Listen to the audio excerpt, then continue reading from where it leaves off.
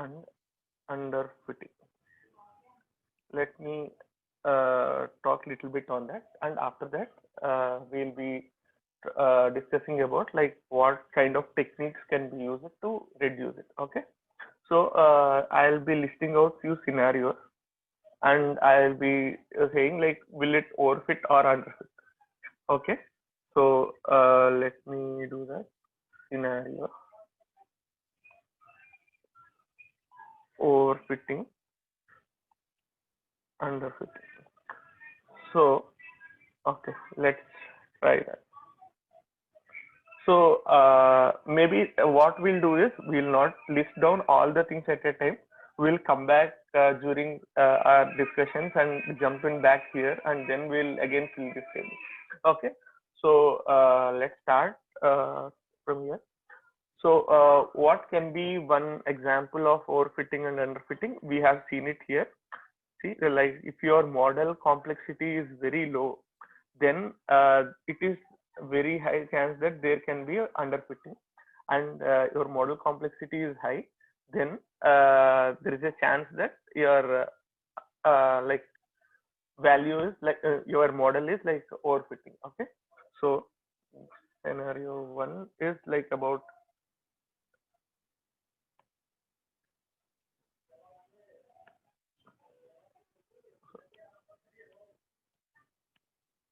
okay. So first one is which we have discussed yesterday, model complexity. So if your model complexity is high, very high, let's write it very high, then there are chances that it is overfitting, and mostly it won't be underfit. Okay, so let's write like this. Similarly, low model complexity. In the sense, what is this model complexity is like number of features, very low, then it can be underfitting. Okay, so these two we have discussed. Like in the sense, let me write like what is means model complexity is number of features. Okay, so number of features, there are like very high number of features, then it like it may be prone to overfitting, and if your features are very less, then it can be underfitting. Okay, so this is one thing. Similarly, next part is something like this. So in case if your training data is low,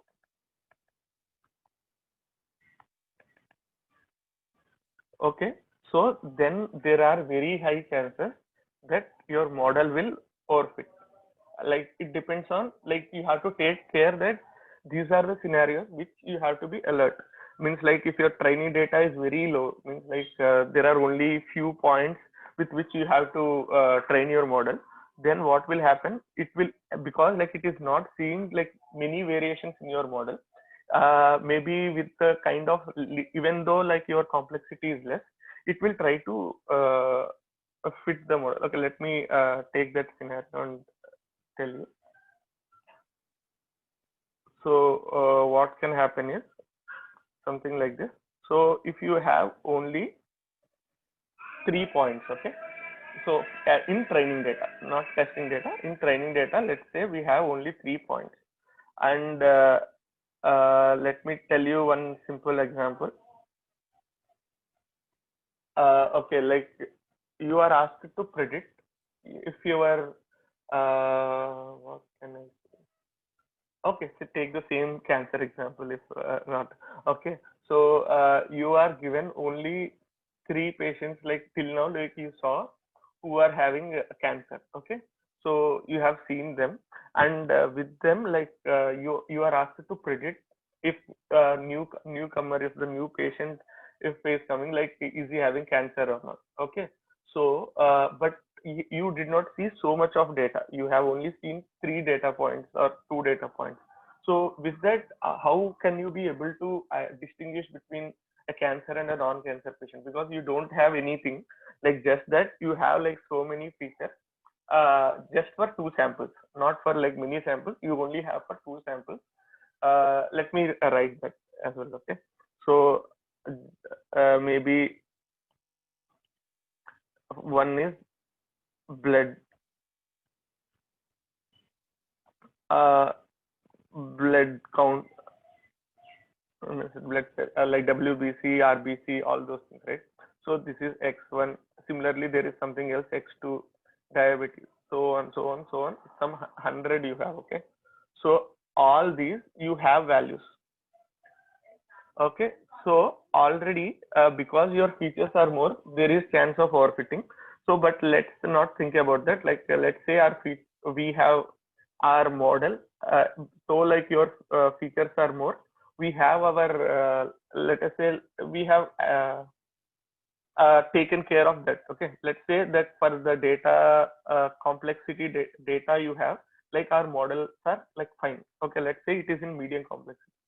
So for this, let me say anything is fine. So finally class, and you have 100, 200, 300, 10, 20. Similarly like this, okay, 0, and you have classes positive.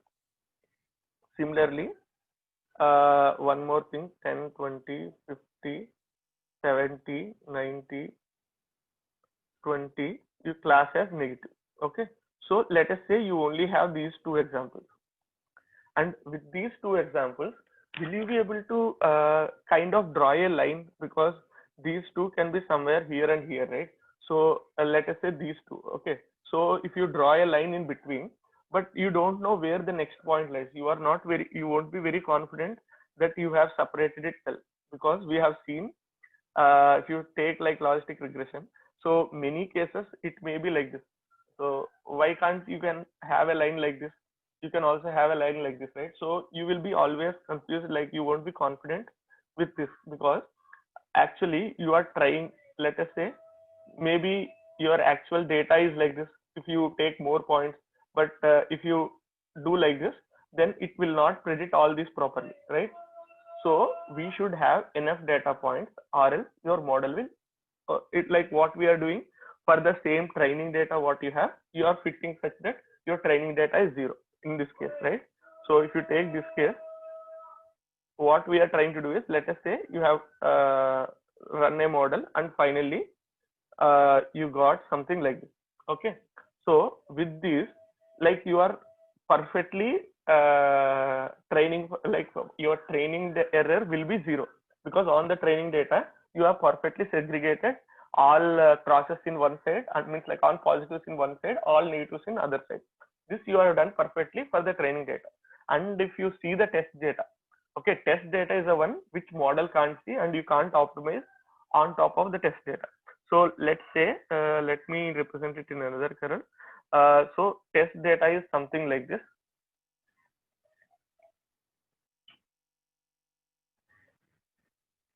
Okay, so if you see the test data, it is something very different from what you thought. Okay, initially, if you saw only that blue one, you have thought that like all crosses will be on this side and all zeros will be on the other side. So you will be able to segregate easily. So, but if you take the reality, it is something else, right? So you got like very high error in test data. So what you say that is like if you remember this part, let me go to this. So it can be this or this as well. So what you can see is your training error is very low. This is your training error. So your training error is very low, but your testing error is very high.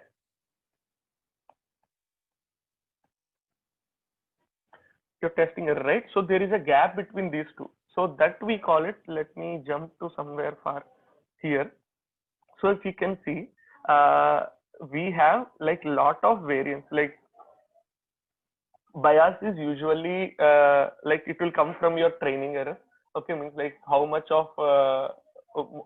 your accurately like your model is predicting on training data, mostly it will get impacted in bias. And like if your this is your deviation from your testing data, right? How much is your training and testing data deviate, that usually comes with this variance. Okay, so this is in this case actually bias is fine, because like we are perfectly doing for training data, but for testing data it's completely gone wrong, right? So this happens when your training data is very low. Okay, so if your training data is very low, usually your model will overfit and you will get high variance. High variance presence, your testing performance will be very bad. Okay, so that's what happened here. So in case if your training data is less, it will be like overfitting. And the next point, if your training data is more, like we can't say that, like the vice versa, we can't say it so well. This will be an invalid point, is high. So you can say like this and this. You can't say that. Okay. So as of, because if your training data is more, it means that your data is capturing different varieties of your model. Okay, so let me tell you one thing. Okay, so let's say you are trying to classify a like car versus bike. Okay, so and what you have done is, but what happened there is initially phases like data collection, where you go roam around, capture pictures of car and also capture pictures of bike.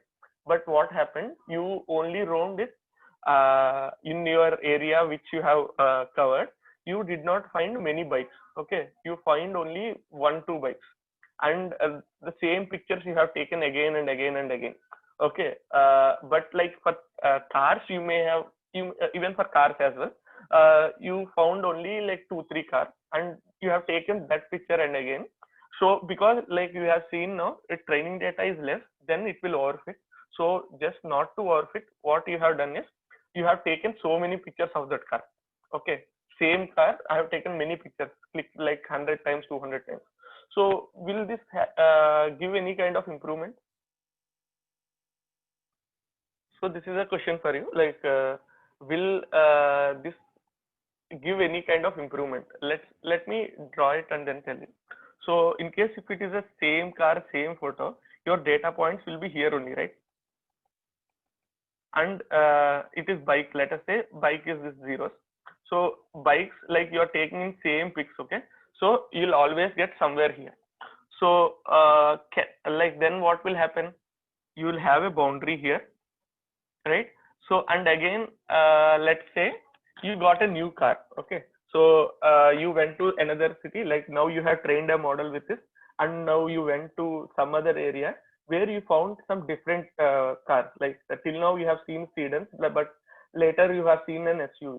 So that is not known to the model. Such kind of car is not known to the model. Then maybe that value is somewhere here. Okay, so this will come at this level. This is a new data point. So will it be able to classify properly? No, right? Like it doesn't know, like, because till now we have seen data only in this variation and this at this area, but now you are giving completely different data. Okay, so that what will happen? So it may not be able to predict well. So luckily, sometimes it may do it, but mostly it won't be doing it very confidently. Okay, if you show the same car again, it will be perfectly, like, confidently predicting that it is a car. Okay, but if it is something like completely different car, that means like you have taken pics of sedan and you have showed for prediction, you have showed SUV, it won't be able to predict confidently because it is completely different data point. So what we will also see is, for training data, we also look that it covers entire distribution. Cover entire distribution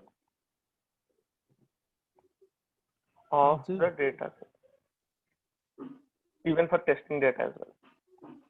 So what this actually means is, let us say your data points are somewhere in one range. This car example is much better. So in case if you want to detect cars and bikes, okay, so in cars, like you should not only train on just sedans. You should train on all varieties of cars. Then it will be able to detect all varieties of cars. Okay, but in case if you only train on sedan, then what will happen is, then it will be only be able to detect sedan cars. If it is something else, it's not sure, like if it will be able to detect or not. Okay, so that is a kind of one more thing like which you have to see is your training and testing data, even for testing data as well, because if your testing data doesn't come from same kind of distribution, what will happen is, Raju? so hello. Raju. So okay, so what I'm saying is like here both training and testing error, like your data set with which you want to train your model and evaluate your model, should cover entire distribution of your data set. So in the sense, like in the same example, if you want to detect only sedan cars, then taking pictures of sedan cars would be enough. But in case if you want to detect all kinds of cars, okay, then your training and testing data should contain all kinds of cars. So why again, like if it is only training data, if it covers all kinds of cars, this would be enough, right? Because you only optimize your model on uh, like training data, right? So but what happens is, in case let us say you have trained all varieties of models on training data contains all cars, okay, all varieties of cars.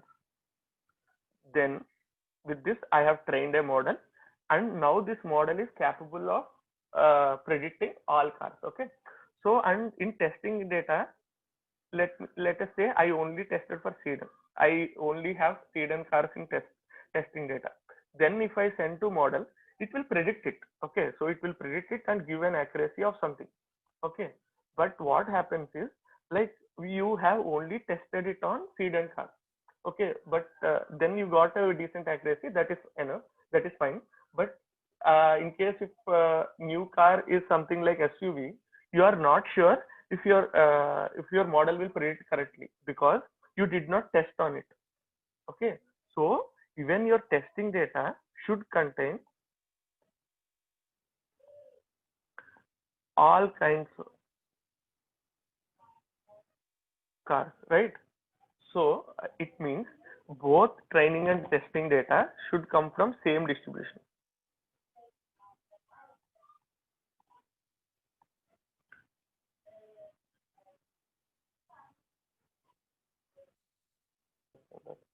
So like so while doing random split, what will happen is, out of this 100 rows, what will happen, so instead of taking a direct split of 80-20, which will only give us sedan, and like SUV only has SUV, right? So testing data, this is not good.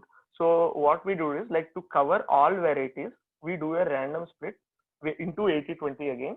And but this because it is random, means like if you take the distribution like this, okay, so it will randomly pick something like here.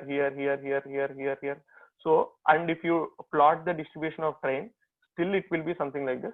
And similarly, out of the remaining 20, if you plot it, it will still be like this. So both will be identical to actual distribution. So this is what we are going to get it from doing a random split. That is what that is why this is very crucial, doing it anyway. Like scikit-learn has its implementation of this, you don't have to worry. But still why random split is required is this kind of scenario, okay. Yeah, yes, like you're asking something. Hello. Hello? Yeah, Krishna, like I thought Upi is asking something. Let's Raju. get back to your question now. Hello. Hello, am I audible? Hello? Yeah, am I audible? Yes, Raju. Okay. So Yeah, okay. Yeah. Do you have any other question in this? no. No. Okay. So yeah, this is about this random split. So let me jump back to the question like what Krishna has asked. So why actually having lesser data points will give a kind of overfitting? So let me tell this. Lesser data points. Okay. Training data points. Let me do this training. So what happens here is, let's take a scenario. Like previously I explained in terms of like logistic regression rate, means like classification rate. This time let me take a regression example. So in this case, let us say you have only these 2 points.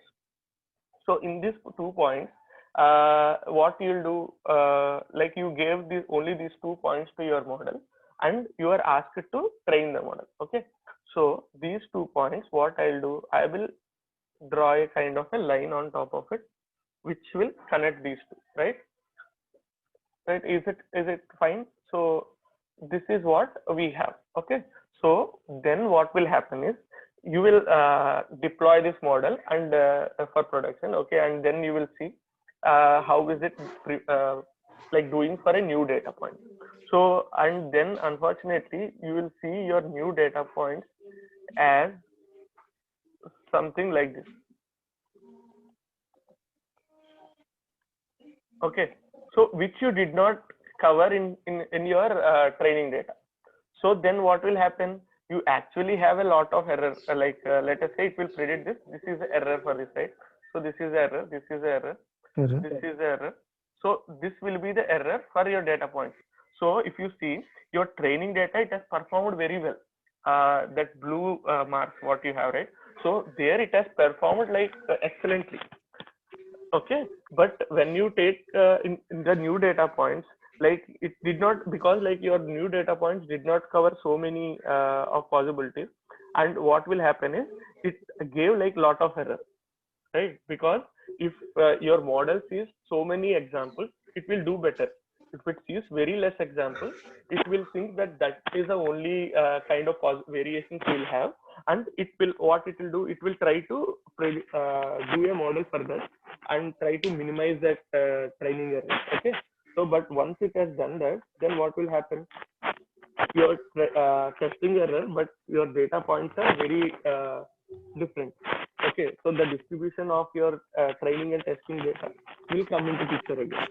Okay, so if your distribution is different, instead like you have a points here, you also have some different variations that won't get captured, right? So your testing error is not zero, instead like you'll have some value. Okay, so because of which what will happen is your variance will increase, because we talked about something like bias is related to how well training error. Okay, and variance think it is related to testing error. So if you see a difference between training and testing, let me call it testing error.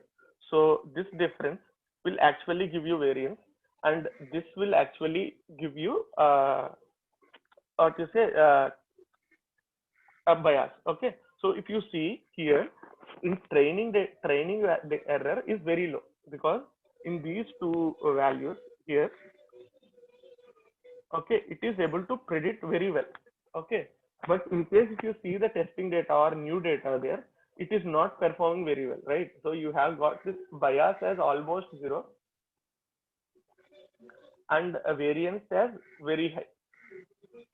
Okay, so if you remember our graph here, so where we have plotted our bias something like this, and your variance has something like this, right? This is variance, this is bias.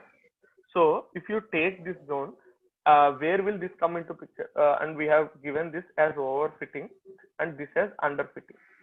So where will this point come into picture? Bias is low and variance is high. So this is the region, right, where it will come. So this is overfitting. Okay. Okay, you can also think it of this way, but actually, in case if your think only this thing, like if your variance is high, it means your points are overfitting to the training data, which is not at all recommended. Okay, this may be like a little confusing, but when you like just look at it, like spend some time looking understanding about it, then maybe you'll understand it better. Okay. So is it clear now, Krishna, or? Yes, Raju. Okay, okay, cool. So let me jump to the next thing. So we have seen these four combinations, right? So the fourth one is not there. So we'll again extend it to further. But till now we have seen what kind of possibilities which will give overfitting and underfitting. Let's talk about one of the methods which will avoid this overfitting. Okay.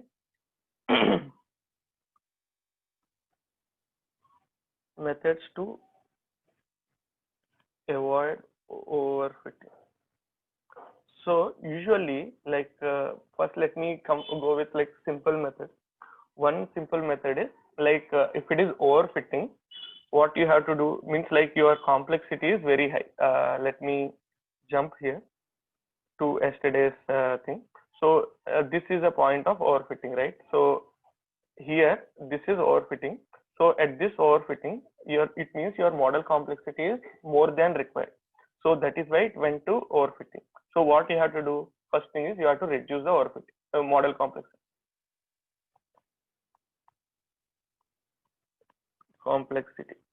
Okay, so which actually means, and okay, let me come back to this. So training data. Okay, so here reduce model complexity is means like remove unwanted features. Okay, so why remove unwanted features? Like it means let's say your model is actually having something like this.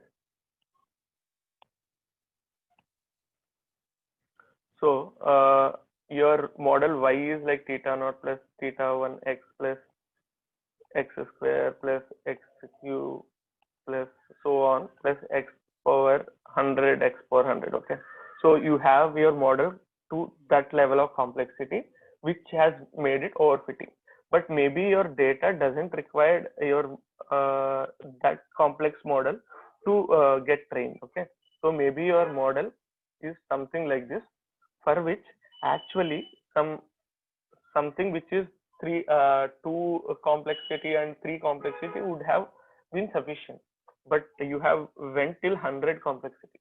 Okay, so this is slightly this is like a very high complex thing, like for a simple kind of data. So what you do is you will eliminate so many higher complexity terms and keep it like y equal to theta naught plus theta 1 x plus theta 2 x square would be sufficient actually for this. So we are taking only the second degree. We have reduced the unwanted features. We have removed the unwanted features and we have kept only these things. And with this, it is able to do it well. It means it is not no overfitting, right? So this is one possibility. Similarly, increased training data is similar to like what we have discussed. If you only have two examples, it will do something like this. If you start adding few examples here, okay, then what it will do, it won't still have the same line, right? So it will have a kind of a different line. So maybe it will have something like this. Okay, it's bad, like I should not have drawn that.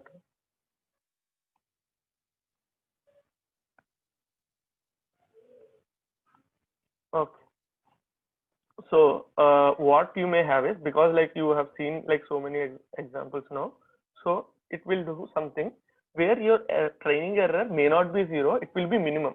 But if you have your previous line, if you take the previous line, you will have like more training error if you see this. Okay, so this black line is somewhat better than this green line, right? If you take, so what will happen is your training, because you have seen like more data, your as training data increases, implies your overfittingness will decrease. Okay, because your testing error actually decreases, so implies your overfitting will decrease. So this is what we have seen. So let's see like some more techniques, because this we will see only once we like train a model and see the graph, and from that then increase the complexity, then see one more time. So these are like so many iterations, right? So let's say if you are doing a very complex model, then all this kind of increasing step by step complexity would not actually help, because that will take huge amount of time. But so one thing what people do is like they will first eliminate these unwanted features by doing some feature engineering.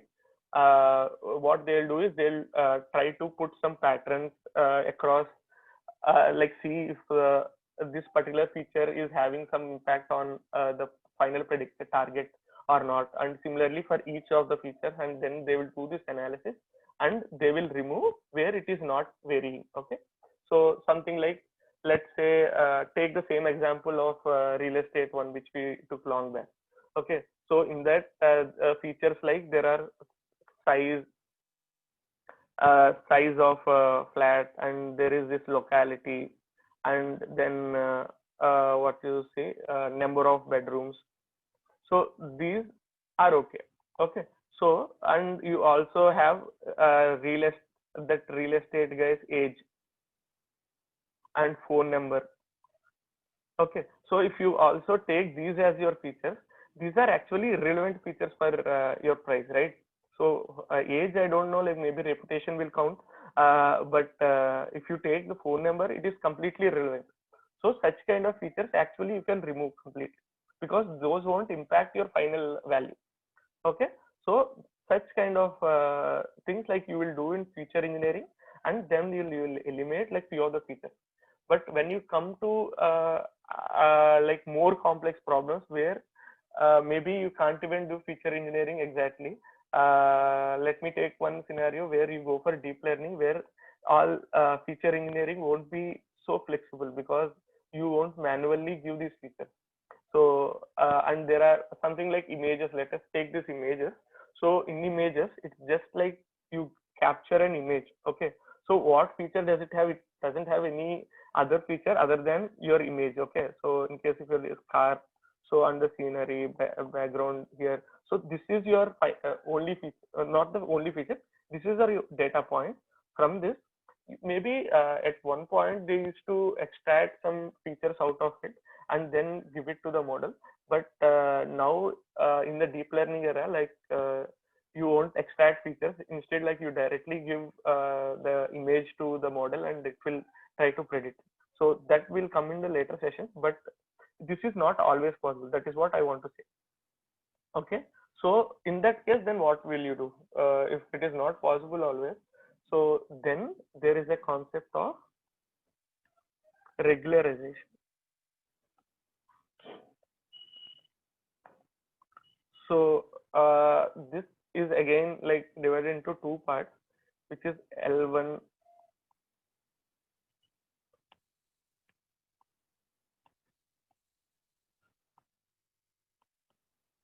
regularization and L2 regularization.